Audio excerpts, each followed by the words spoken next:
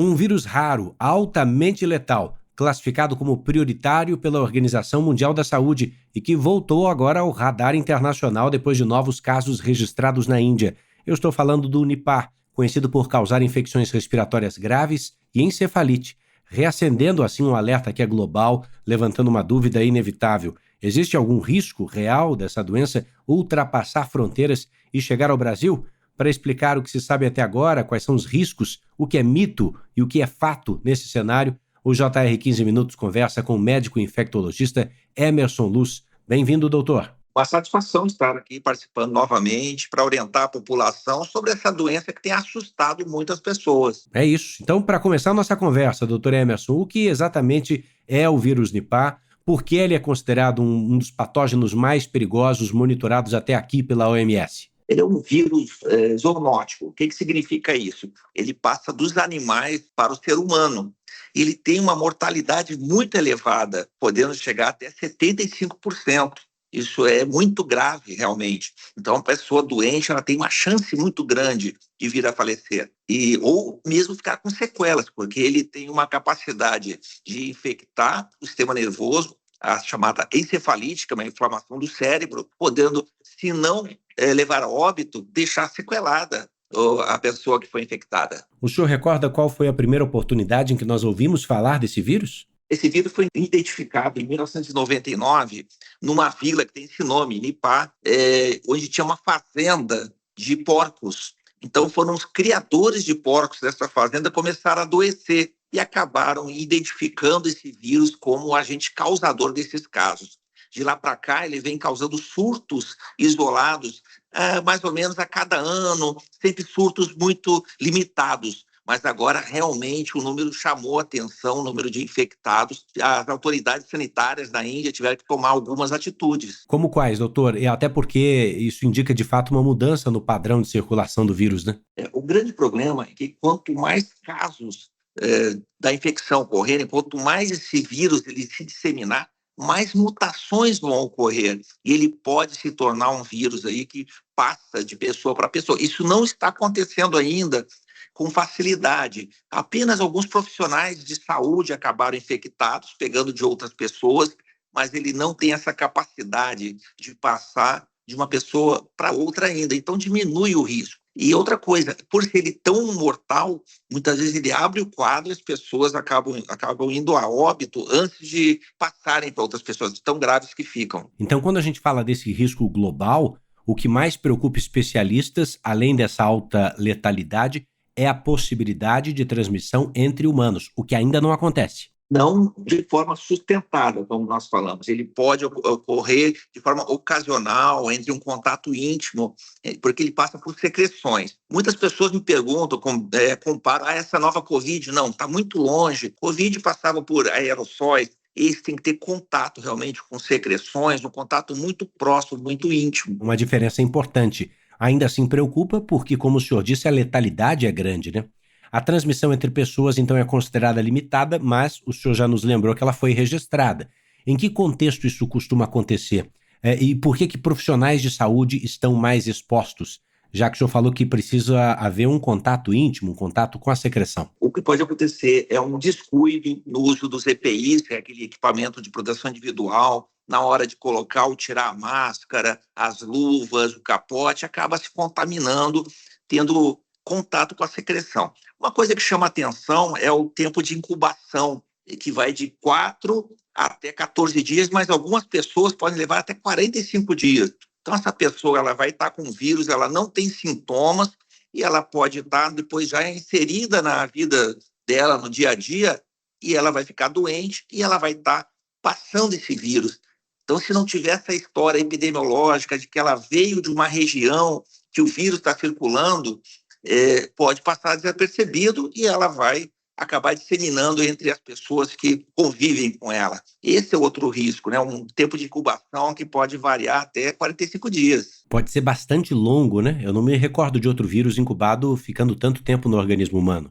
O ebola, que é um outro vírus que as pessoas me perguntam, comparam, ele tem uma letalidade maior de até 90%, mas a incubação dele é muito parecida, podendo chegar até 30 dias. Bom, num mundo com um fluxo intenso de viagens, que é esse que a gente vive, né? Como é que funciona a vigilância sanitária para identificar rapidamente um caso importado, né, de uma doença como essa, doutor? Por sorte, por termos a identificação já desse vírus, desde 1999 que ele foi identificado, nós temos já exames do o PCR, né, RT-PCR, ele consegue identificar. Então, se nós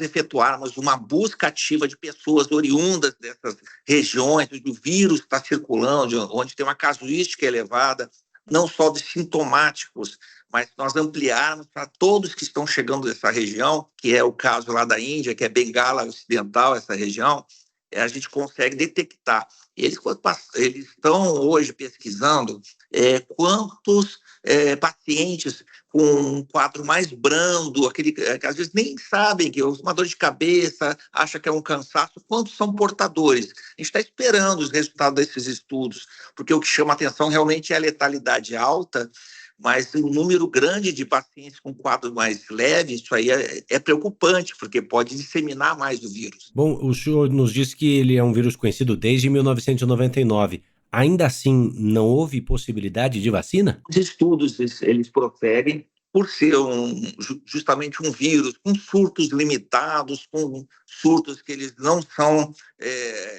têm essa capacidade de disseminação global. As pesquisas não são tão intensas, porém elas estão acontecendo sim, estão usando modelos de laboratório, modelos animais, e essa característica dele, por exemplo, de morcego, que é um morcego específico lá da Índia, não é qualquer espécie de morcego.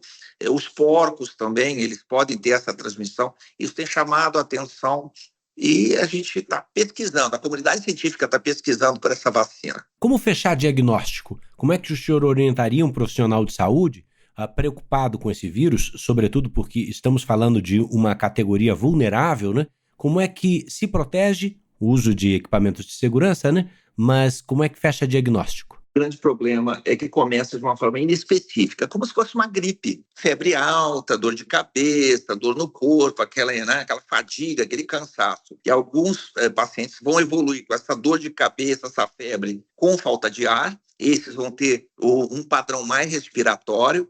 E os que têm essa dor de cabeça, febre, com convulsões, diminuição do nível de consciência, tem um padrão neurológico. Esse tem um pior prognóstico.